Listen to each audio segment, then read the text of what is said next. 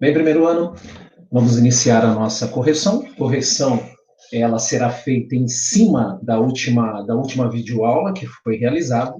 Então, a correção ela será feita das seguintes páginas. Nós vamos corrigir a página 299, 300 e 301, fazendo aqui os devidos comentários, né? Porque é uma correção, mas é uma correção comentada. A ideia, a proposta é para que você reforce mais o seu acerto ou refaça, entenda o porquê errou, que é muito importante nesse quesito. Principalmente porque a maioria das perguntas, elas têm um caráter de vestibular, e é interessante ir pegando aos poucos, né, entendendo até como, de uma maneira interpretativa, as respostas, né, como que elas são colocadas e o porquê das determinadas respostas. Então, aqui eu tenho a 299, aqui eu tenho a resposta, é a letra A, mas eu vou fazer a questão dos comentários. E na página 300 e na 301, eu coloquei aqui, porque são questões dissertativas, então eu faço a leitura e explico tanto da letra A quanto a letra B. Então, o em classe, ele diz assim, eu vou ler o enunciado, ele fala o seguinte: pelos meados do século, verificou-se um colapso total da moeda de prata, que reduziu o denários a 5% do seu valor tradicional, enquanto no final do século o preço dos cereais ascendera a níveis 200 vezes mais elevados do que os do início do Principado, termo utilizado para definir o poder dos imperadores romanos. A estabilidade política degenerou ao ritmo da estabilidade monetária. Claro que são elementos interligados. Eu até comentei isso na nossa aula, na videoaula. Então, ele fala aqui, entre os fatores que explicariam a desvalorização da moeda e a alta dos preços dos alimentos, podemos citar. A resposta é A, e aí eu vou ler o porquê, porque ele fala a diminuição do número de escravos, e aí, só para relembrar a importância que a escravidão tinha como base econômica do antigo Império Romano.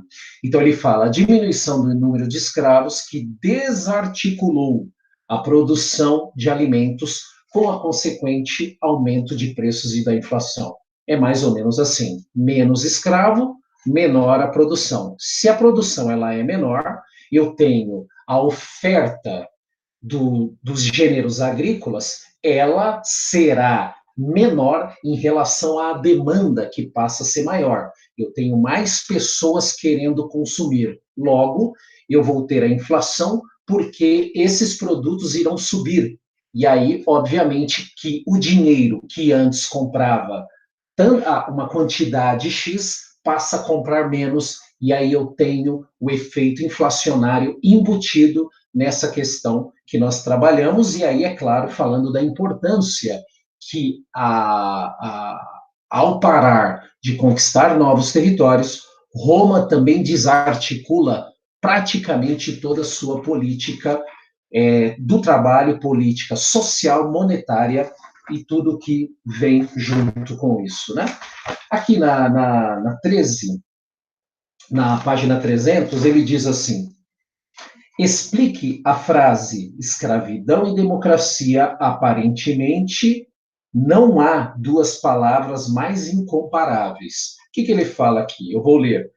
A partir dos valores contemporâneos em torno da democracia, associados à ideia de que todos os homens nascem livres e iguais em dignidade e direitos, o artigo 1º da Declaração Universal dos Direitos do Homem, adotada pela Assembleia Geral das Nações Unidas. Por isso que são palavras incomparáveis. E aí, é claro, isso está fazendo uma menção a partir do momento que praticamente todo mundo, ao assumir e ao ter a república como forma governamental, isso iniciando no século XVIII e terminando, né, no século XX, praticamente todos os países, eles são repúblicas, mas cada uma tem as suas regras, né, pode ser um parlamento, enfim. A questão da escravidão, ela é totalmente descartada, porque ela escravidão e democracia são coisas que fica complicado aqui nesse sentido, pensando, obviamente, nos dias de hoje, né? Então, tanto é verdade que em Roma, isso vem da Grécia, né? A escravidão era aceita na democracia grega, porque a escravidão, a pessoa se tornava escravo por uma dívida. Ela não era escravo por si só. Você tinha uma justificativa monetária. Por isso que conseguiram acomodar a democracia e a escravidão na antiguidade, coisas impensáveis nas sociedades atuais. A letra B, que ela fala o seguinte, na 301, por que a democracia ateniense dependia da existência da escravidão? Aí aqui a resposta, né? Eu estou na 301. A existência de escravos empregados nas mais variadas atividades liberava aos cidadãos tempo para se dedicar às atividades políticas, né? Então, as questões de funções que as pessoas tinham, as pessoas detentoras de terras, de poder, em relação àquelas que não tinham, se estabelecia, se aceitava na democracia ateniense e até romana esse tipo de prática escravista, porque eles entendiam que o trabalho braçal ele faz com que as pessoas não conseguem desenvolver o lado político, que naquela época era muito importante, principalmente relacionado às decisões que o Império Romano, ou na época do Senado Romano, né, os caminhos que iriam seguir. Por isso que era necessário esse conjunto de pessoas que pensavam, discutiam, argumentavam, dentro de uma retórica política para poder, enquanto que as pessoas trabalhavam para elas. Né? Então, uma coisa importante aí para ficar nesse sentido. E aí, a questão 3, ele fala assim, a partir do texto, de que forma podemos relacionar o trabalho escravo à estagnação tecnológica da antiguidade clássica?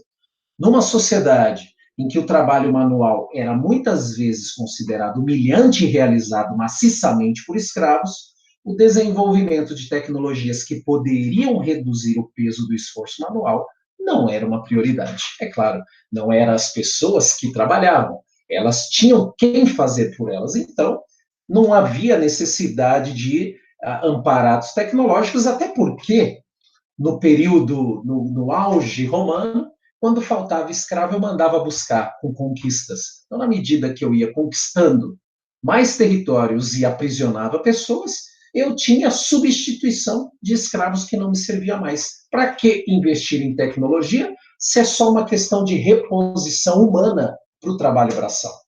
Tudo bem, gente? Quero encerrar por aqui, já agradecendo, e até a nossa próxima correção. Valeu, obrigado.